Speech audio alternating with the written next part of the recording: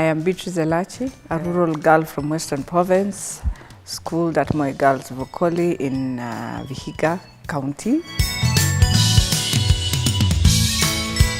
Well, it was the most exciting time. We joined a class, and remember it was a new unit. Therefore, we were building also the foundation of that unit. And more interestingly, we came in different backgrounds, and at one point, I think we had 4 to 5 colonels from the army. And you know, first of all, you look at their discipline, how they value their own institutions, and we learned a lot from them. But it was our class that we changed it into brothers and sisters. So even sometimes the lecturer will enter the class and wonder, am I in a class of different students or same family? Because now we would unite and either do together, and we will follow up. It was a very interesting class because we would follow up, where are you? If we miss you 3 or 4 times, we start looking for you. And we used to have our own sort of get together once in a while, just to know where are you, what are you doing, what do you have. And I think we've walked all of them, that class. I doubt whether we have any of them who is out without a job. And that's the most important thing. Those who didn't have moved. Most of them, we've encouraged them, they are now doing their masters. So we thank God for that class. Well, since I'm an alumni, I hope I'm not gonna miss. But the one thing we miss is the prayers.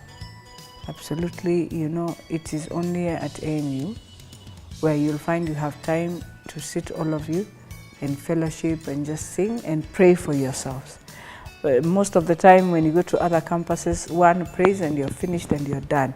It's not like a fellowship where you hear the word and make it your own way of doing things. Make it a value that you must do this before you start anything. Even when we're doing exams, there's not many places where you find people remembering that you have to pray just for your own exams. So that's one attribute I will always, and which I have borrowed going forward, that in everything we do, it's always good to put your Father first before you start.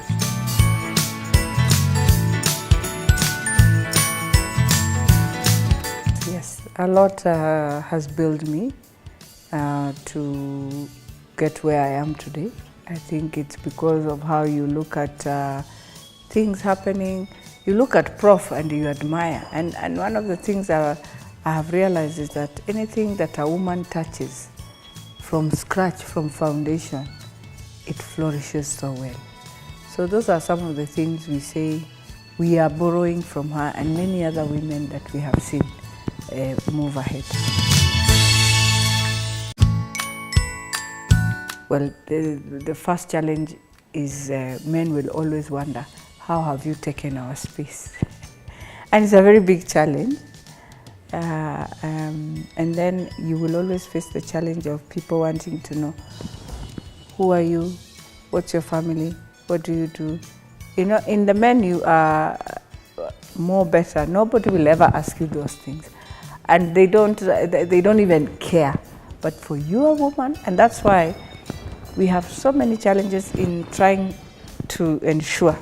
And also the society looks upon you to be very different from the man. So when you're within this leadership, especially at one level, society now looks at you, wants to scrutinize you. And if you do one small mistake, you're done.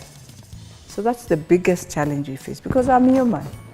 I will not, I can't be perfect, and I will never be perfect. That is why I'm human.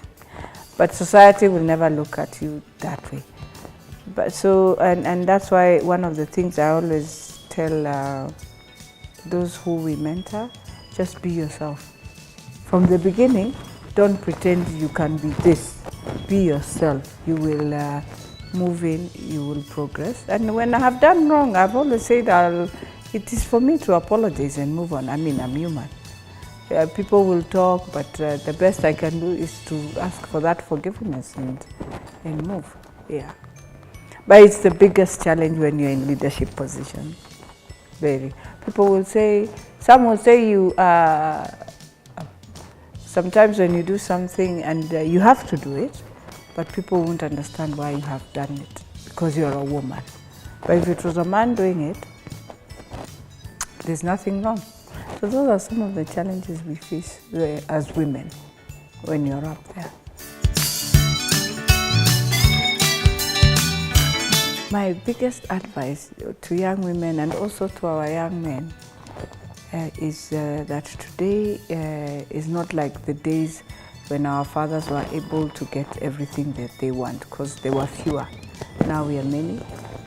But the most important thing when you get a position somewhere and you're able to serve Kenyans appreciate when you be assertive but be humble.